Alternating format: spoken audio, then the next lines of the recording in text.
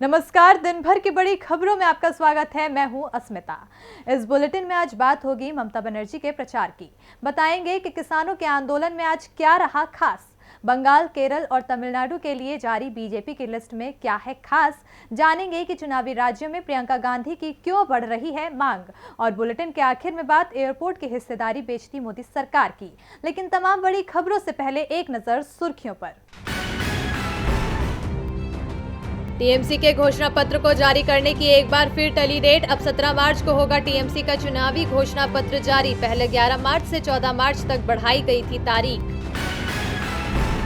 केरल विधानसभा चुनाव के लिए कांग्रेस ने जारी की 86 उम्मीदवारों की सूची। केरल कांग्रेस के अध्यक्ष मुल्लापल्ली रामचंद्रन ने जारी की लिस्ट। राज्य में 6 अप्रैल को होना है मतदान, 2 मई को आएंगे नतीजे।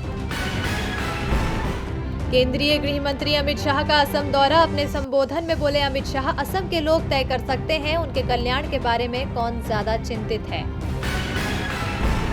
भारत के विदेश मंत्री डॉक्टर एस जयशंकर का बयान, कहा लोकतंत्र पर हमें किसी का सर्टिफिकेट नहीं चाहिए। पीएम मोदी फ्रंट फुट पर आकर करते हैं नेतृत्व। भारतीय रिजर्व बैंक के पूर्व गवर्नर रघुराम राजन ने दी चेतावनी, कहा मौद्रिक नीति प्रणाली में किसी भी बड़े बदलाव से प्रभावित होगा बॉन्ड बाजार। मौजूदा व्यवस्था ने मुद्रास्फीति को काबू में रखने में मदद की है। सुर्खियों के बाद बात आज की बड़ी खबर की। जैसे जैसे पश्चिम बंगाल विधानसभा चुनाव की तारीख नजदीक आ रही है, वैसे वैसे चुनावी लड़ाई तेज होती जा रही है। जहां बंगाल में जीत का बिगुल बजाने के लिए बीजेपी ने एड़ी चोटी का दम लगा दिया है, वहीं टीएमसी भी अपना किला बचाने के लिए पूरा जोर लगा रही है। यहां तक कि चोट के बावजूद सीएम ममता बनर्जी व्हीलचेयर पर बैठकर रोड शो भी कर रही हैं। ममता का ये प्रचार बीजेपी पर भारी पड़ सकता है। व्हीलचेयर पर बैठी ममता बनर्जी की ये हुंकार उस चुनावी माहौल में टीएमसी को आगे बढ़ा रही है जिसमें बीजेपी भी अपना दम दिखा रही है। लेकिन भले ही ममता अभी चल नहीं पा रही हो, लेकिन उनकी ललकार से टीएमसी चुनावी रेस में रफ्तार पकड़ रही है। जी हां, घायल और पैरों में प्लास्टर लगे होने के बावजूद पश्चिम बंगाल की मुख्यमंत्री ममता बनर्जी रोड शो में हिस्सा लेने पहुंच चुकी हैं। पैरों में हवाई चप्पल और व्हीलचेयर पर बैठकर ममता रैली में पहुंची। उन्होंने दक्षिणी कोलकाता में गांधी प्रतिमा से हाजरा तक रोड शो किया और विपक्षी दलों के खिलाफ जमकर हुंकार भरी। ममता बनर्जी ने कहा कि मैंने जीवन में काफी चोटें खाई हैं, लेकिन बंगाल के लोगों के दर्द से ज्यादा मेरा दर्द नहीं है। देश में लोकतंत्र पर हमला हो रहा है। नंदीग्राम में लोगों को सलाम करती हूँ। ममता बनर्जी ने कहा कि मेरे पैर में चोट भले लगी है, लेकिन पूरे राज्य का दौरा करूंगी। इतना ही नहीं, सीएम ममता ने कहा कि हम अपनी लड़ाई जारी रखेंगे, हम निडर होकर लड़ेंगे। अब भी मुझे काफी दर्द हो रहा है, लेकिन मैं लोगों का दर्द ज्यादा महसूस कर रही हूँ। हमने अपनी जमीन की इस लड़ाई में बहुत नुकसान उठाया है और हम और अधिक पीड़ित होंगे, लेकिन हम फिर भी लड़ेंगे। हम डरपोक लोगों के सामने कभी नहीं झुकेंगे। अपने संबोधन में ममता ने कहीं भी बीजेपी का नाम नहीं लिया, लेकिन इशारा साफ बीजेपी की ओर ही था, क्योंकि बंगाल में विपक्षी दल बीजेपी ही अपने कदम जमाने के लिए साम दाम दंड भेद की रणनीति अपना रही है। वो सहानुभूति कार्ड भी खेलने की कोशिश कर रही है, लेकिन व्हीलचेयर पर बैठकर प्रचार कर ममता ने बीजेपी के अरमानों पर पानी फेर दिया। इस प्रचार से बीजेपी पर इस कदर वार हुआ कि ममता की चोट का दर्द भी उसी को हो रहा है, जिसका असर चुनावी नतीजों में भी देखने को मिल सकता है।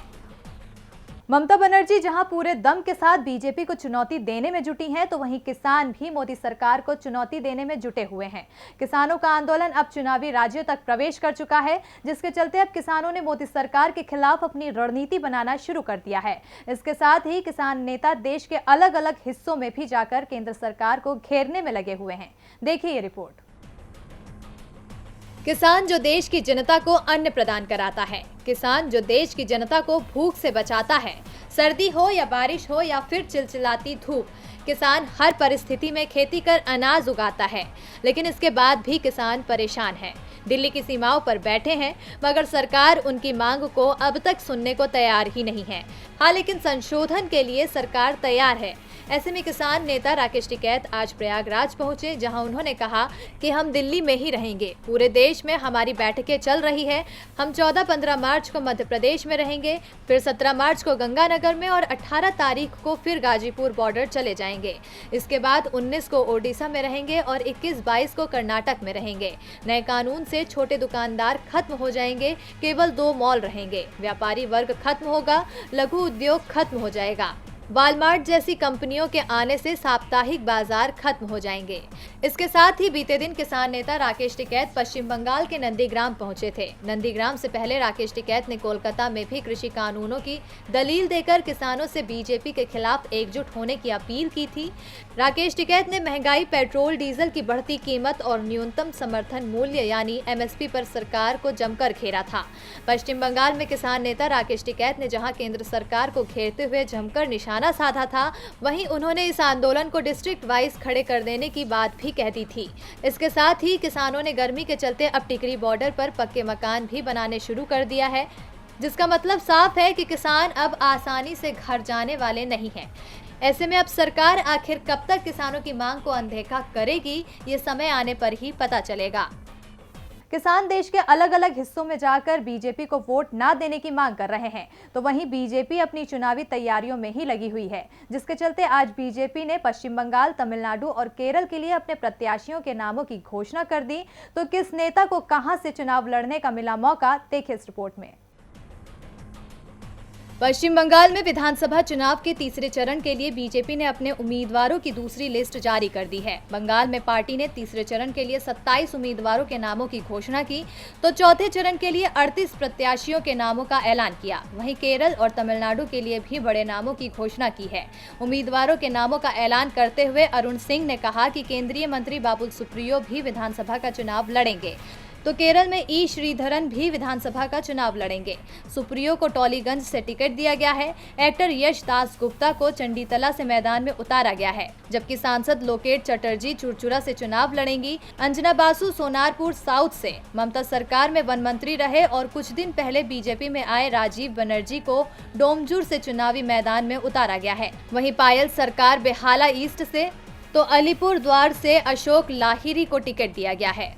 बीजेपी ने अपनी दूसरी लिस्ट में कई सांसद और एक्टर एक्ट्रेस को टिकट दिया है। दूसरी तरफ बीजेपी ने तमिलनाडु के उम्मीदवारों के नामों का भी ऐलान किया है।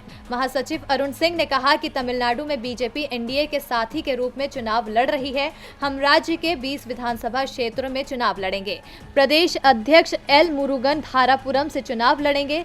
वरिष्ठ नेता एच राजा कराईकुडी से चुनाव लड़ेंगे। वहीं बीजेपी ने दावा किया कि पार्टी केरल में 115 सीटों पर चुनाव लड़ेगी और बाकी 25 सीटें 4 पार्टियों के लिए छोड़ी जाएगी।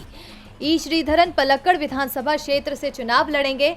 वहीं पूर्व राज्य बीजेपी प्रमुख कुम्मनम राजशेखरन नेमोम सीट से चुनाव लड़ेंगे। बीजेपी जहां उम्मीदवारों के नामों का ऐलान कर रही है, तो वहीं कांग्रेस बीजेपी को मात देने के लिए रणनीति बना रही है। इसी के चलते अब पार्टी ने अपने प्रचार अभियान को तेज कर दिया है और हर दल एक के बाद एक अपने अपने स्टार प्रचारकों की लिस्ट जारी कर रहे हैं। तो वहीं कांग्रेस में स्टार प्रचारकों की लिस्ट में प्रियंका गांधी की चुनाव प्रचार के लिए मांग बढ़ने लगी है। देखिए ये रिपोर्ट। कांग्रेस महासचिव प्रियंका गांधी वाड्रा की राजनीति में शुरुआत साल 2019 में हुई थी, जिसके बाद उन्हें कांग्रेस की राष्ट्रीय महासचिव बनाया गया और जिस तरह से उनकी सक्रियता जमीनी मुद्दों पर देखी जा रही थी, उसके बाद उन्हें उत्तर प्रदेश का प्रभारी बनाया गया। अब इन दिनों चुनाव नजदीक हैं, ऐसे में हर पार्टी इन दिनों चुनाव प्रचार में व्यस्त है। लेकिन अब राहुल गांधी के बाद असम, पश्चिम बंगाल, तमिलनाडु, केरल और पुडुचेरी में चुनाव प्रचार के लिए प्रियंका गांधी की मांग बढ़ने लगी है। पार्टी सूत्रों ने कहा है कि प्रत्येक राज्य इकाई चाहती है कि कांग्रेस महासचिव प्रियंका गांधी चुनाव वाले राज्यों में प्रचार करें। इससे पहले वो असम में 2 दिनों के लिए प्रचार कर चुकी हैं, जहां उन्होंने चाय बागान में काम करने वालों से मुलाकात की और प्रसिद्ध कामाख्या मंदिर का दौरा किया था। इसके अलावा प्रियंका गांधी ने जनसभाओं को भी संबोधित किया और लोगों से कांग्रेस को वोट देने की अपील की थी। उन्होंने पूर्वोत्तर राज्य में लोगों को ये आश्वासन भी दिया कि यदि कांग्रेस सत्ता में आती है तो नागरिकता कानून राज्य में लागू नहीं किया जाएगा। बता दें कि कांग्रेस ने पश्चिम बंगाल और असम के लिए अपने स्टार प्रचारकों की सूची जारी की है, जिसमें पार्टी प्रमुख सोनिया गांधी, पूर्व प्रधानमंत्री मनमोहन सिंह, पूर्व पार्टी अध्यक्ष राहुल गांधी और प्रियंका गांधी का नाम शामिल है। कांग्रेस नेताओं ने कहा कि ये सूची जिला और राज्य स्तर के नेताओं से बात करने के बाद तैयार की गई है। पार्टी सूत्रों ने कहा कि राहुल गांधी जहां दक्षिणी राज्यों जैसे तमिलनाडु, केरल और पुडुचेरी में ज्यादा ध्यान केंद्रित करेंगे, वहीं प्रियंका गांधी पश्चिम बंगाल और असम में चुनाव प्रचार करेंगी। चुनाव प्रचार की रणनीति तैयार करने के लिए कांग्रेस नेताओं की एक बैठक भी हुई, जिसमें सर्वसम्मति से फैसला लिया गया कि प्रियंका गांधी पार्टी के लिए जमकर प्रचार करेंगी। इसके लिए उनके कार्यक्रम और प्रचार की तारीख भी तय कर दिए गए हैं। कांग्रेस इस बार चुनाव में अपनी ओर से कोई भी चूक नहीं करना चाहती है, जिसके चलते कांग्रेस ने बेरोजगारी, किसान और पेट्रोल डीजल की बढ़ती कीमतों के साथ साथ आम लोगों से जुड़े मुद्दों को उठाने के लिए एक अलग रणनीति भी बनाई है। अब इन सब के बाद चुनाव में कांग्रेस पर इन सब का कितना प्रभाव पड़ेगा, ये तो आने वाले समय पर ही पता चलेगा। कांग्रेस में जहां चुनावी राज्यों में अपनी पार्टी की मजबूती के लिए स्टार प्रचारकों में प्रियंका गांधी की मांग हो रही है, तो वहीं बिहार विधानसभा चुनावों में जेडीयू के खराब प्रदर्शन के बाद से ही नीतीश कुमार राज्य में अपनी पार्टी का जनाधार मजबूत करने में जुटे हैं, जिसके चलते नीतीश कुमार पार्टी के पुराने सहयोगियों को वापस पार्टी में लाने की कोशिश में लगे हैं और अब जेडीयू को इस काम में बड़ी सफलता मिली है। कभी नीतीश के साथ कंधा से कंधा मिलाकर चलने वाले कुशवाहा जाति के बड़े नेता आज उनके साथ आ गए हैं। देखिए ये रिपोर्ट। बिहार में कई दिनों से नीतीश कुमार और कभी उनके पुराने सहयोगी रहे उपेंद्र कुशवाहा के साथ आने की बात चल रही थी और आज इन खबरों को सही साबित करते हुए दोनों दल एक साथ आ गए। आज उपेंद्र कुशवाहा ने अपनी पार्टी का विलय जेडीयू में कर दिया। रालोसपा के राष्ट्रीय अध्यक्ष उपेंद्र कुशवाहा ने कहा कि राष्ट्रीय और राज्य के हित में बिहार में समान विचारधारा वाले लोगों को एक साथ आना चाहिए।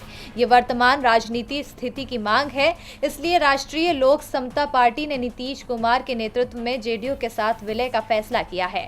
अब हम उनके साथ खड़े हैं। बता दें कि बिहार में मंत्रिमंडल विस्तार से पहले से ही उपेंद्र कुशवाहा के नीतीश सरकार में शामिल होने की चर्चा शुरू हो गई थी, मगर शर्त ये थी कि वो अपनी पार्टी का जेडीयू में विलय कर दें। उपेंद्र कुशवाहा पार्टी में हो रही खींचतान को समझ रहे थे, लिहाजा वो सही समय का इंतजार कर रहे थे। आपको बता दें कि विधानसभा चुनावों के परिणाम के आने के बाद से ही उपेंद्र कुशवाहा ने जेडीयू के प्रति नरम रवैया अख्तियार कर लिया था। उन्होंने जेडीयू के खिलाफ बयान देना भी बंद कर दिया था। इसके बाद राजनीतिक गलियारे में ये चर्चा जो पकड़ती चली गई कि उपेंद्र कुशवाहा अपनी पार्टी का विलय जेडीयू में कर दिया है। बता दें कि उपेंद्र कुशवाहा कभी नीतीश कुमार के बेहद करीबी रहा करते थे, लेकिन 2014 आते आते नीतीश और उपेंद्र कुशवाहा के बीच दूरियां बढ़ गई। उपेंद्र कुशवाहा ने पहले जेडीयू छोड़ी, फिर राष्ट्रीय लोक समता पार्टी यानी रालोसपा बना ली। कुशवाहा पीएम मोदी के पहले कार्यकाल के दौरान उनके मंत्रिमंडल में मंत्री रह चुके हैं। लोकसभा चुनाव 2019 के सीटों के आवंटन सहमति नहीं बनने के बाद वो एनडीए से अलग हो गए थे। उसके बाद ना तो उन्हें लोकसभा चुनाव में जनता का साथ मिला और ना ही बिहार विधानसभा चुनाव में। नीतीश कुमार अपनी पार्टी को मजबूती देने में लगे हैं, वहीं देश की जनता सरकार से राहत की उम्मीद लगाए बैठी है। सरकार एक के बाद एक सरकारी कंपनियों को निजी हाथों में सौंपती जा रही है। ऐसे में अब इस निजीकरण नीति में बैंकों का नंबर भी आ गया है, जिसके चलते अब बैंक के कर्मचारियों ने हड़ताल पर जाने का ऐलान किया है। तो आखिर कब हड़ताल पर जा रहे हैं बैंक के कर्मचारी, देखिए ये रिपोर्ट। मोदी सरकार के दूसरे कार्यकाल के शुरू से ही देश के विकास की गति तेज होने की जगह सुस्त पड़ती चली गई। रही सही कसर महामारी ने भी पूरी कर दी। सरकार अब देश की अर्थव्यवस्था को पटरी पर लाने के लिए निजीकरण का सहारा ले रही है, यानी अब देश की अर्थव्यवस्था निजी कंपनियों के हाथों में होगी। सरकार हर क्षेत्र की सार्वजनिक कंपनियों को निजी हाथों में सौंपती जा रही है। 1 फरवरी को पेश हुए आम बजट में वित्त मंत्री निर्मला सीतारमण ने ऐलान किया था कि इसी साल 2 सरकारी बैंकों और एक जनरल इंश्योरेंस कंपनी का निजीकरण किया जाएगा। आपको बता दें कि सरकार की तरफ से इससे पहले आईडीबीआई बैंक को बेचने का काम चल रहा है और जीवन बीमा निगम में हिस्सेदारी बेचने का ऐलान तो पिछले साल के बजट में ही हो चुका था, लेकिन सरकार ने अभी तक ये नहीं बताया कि वो कौन से बैंकों में अपनी पूरी हिस्सेदारी या कुछ हिस्सा बेचने वाली है। लेकिन ऐसी चर्चा जोरों पर है कि सरकार 4 बैंकों को बेचने की तैयारी कर रही है।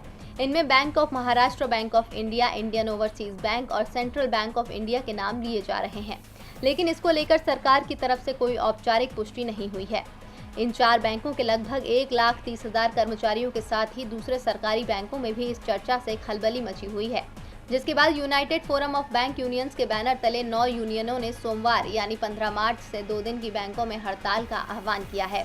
यूनियंस ने 2 सरकारी बैंकों के प्रस्तावित निजीकरण के विरोध में यह हड़ताल बुलाई है। यूनियंस ने दावा किया कि इस हड़ताल में बैंकों के करीब 10 लाख कर्मचारी और बैंक अधिकारी शामिल होंगे। अब ये साफ है कि सरकार सभी क्षेत्रों में बड़े पैमाने पर निजीकरण यानी सरकारी कंपनियों को बेचने का काम जोर शोर से करने जा रही है। सरकार ये साफ कर चुकी है कि अब वो रणनीतिक रूप से महत्वपूर्ण यानी स्ट्रेटेजिक सेक्टरों में भी कंपनियों को अपने पास रखने पर जोर नहीं देना चाहती, जिससे आने वाले दिनों में जो सरकारी बैंकों की संख्या 28 से घटकर 12 रह गई है, सरकार उसे और कम करना चाहती है। और बुलेटिन के आखिर में बात एयरपोर्ट की हिस्सेदारी बेचती मोदी सरकार की। स्वास्थ्य मुसीबत के बाद से देश की अर्थव्यवस्था चरमरा गई है। ऐसे में सरकार देश की अर्थव्यवस्था में सुधार लाने के लिए निजीकरण का सहारा ले रही है। ऐसे में अब सरकार ने telecom infrastructure, oil and gas pipeline, railway station जैसे कई सरकारी संपत्तियों को पहले ही निजी हाथों में सौंपने का मन बना लिया है। लेकिन अब सरकार बेंगलुरु, हैदराबाद और दिल्ली में अपनी बची हुई हिस्सेदारी बेचने की तैयारी में है। देखिए ये रिपोर्ट। देश की अर्थव्यवस्था गर्त में जा रही है। ऐसे में सरकार अर्थव्यवस्था की रफ्तार में तेजी लाने के लिए निजीकरण को बढ़ावा दे रही है, जिसके चलते सरकार एक के बाद एक सरकारी कंपनियों को निजी हाथों में सौंप रही है। सरकार ने अब तक railway, oil and gas pipeline और ट्रांसमिशन टावर जैसी कई कंपनियों को निजी हाथों में सौंपने का मन बना लिया है। तो वहीं अब केंद्र सरकार बेंगलुरु, हैदराबाद और दिल्ली में अपनी बची हुई हिस्सेदारी बेचने की भी तैयारी में है। सरकार ने असेट मोनेटाइजेशन के जरिए 2,05 करोड़ रुपए जुटाने का लक्ष्य को पूरा करने के लिए इस हिस्सेदारी की बिक्री करने का मन बनाया है। इसके अलावा सरकार ने 13 और एयरपोर्ट की पहचान की है, जिनका फिस्कल ईयर 2021-22 में निजीकरण किया जाना है। बता दें कि मोदी सरकार में निजीकरण के पहले दौर में अडानी ग्रुप को 6 एयरपोर्ट मिले थे, जिसमें लखनऊ, अहमदाबाद, जयपुर, मंगलुरु, तिरुवनंतपुरम और गुवाहाटी शामिल है। देश इन दिनों जिन हालात से गुजर रहा है, उसके सुधार के लिए वित्त मंत्री निर्मला सीतारमण ने साल 2021-22 के बजट भाषण के दौरान कहा था कि देश में नए इंफ्रास्ट्रक्चर के विकास के लिए तमाम सरकारी कंपनियों के गैर कोर का असेट मोनेटाइजेशन काफी अहम भूमिका निभा सकता है। वहीं पीएम मोदी ने भी पिछले महीने कहा था कि सरकार ऑयल एंड गैस पाइपलाइन जैसी 100 सरकारी संपत्तियों की निजीकरण की तैयारी में है, जिससे 2,50 करोड़ रुपए हासिल किए जा सकते हैं। अब ऐसे में विपक्ष भी आए दिन केंद्र सरकार पर हम दो हमारे दो की सरकार होने का आरोप लगाता रहा है। अब आने वाले समय में बाकी के बचे एयरपोर्ट को सरकार जिसके भी हाथों में सौंपेगी, उससे ये साफ हो जाएगा कि सरकार देश की जनता को लुभाती है और अपने मित्रों का घर भरती है। और दिन भर की बड़ी खबरों में मेरे साथ इतना ही। देखते रहिए डीबी लाइव। नमस्कार।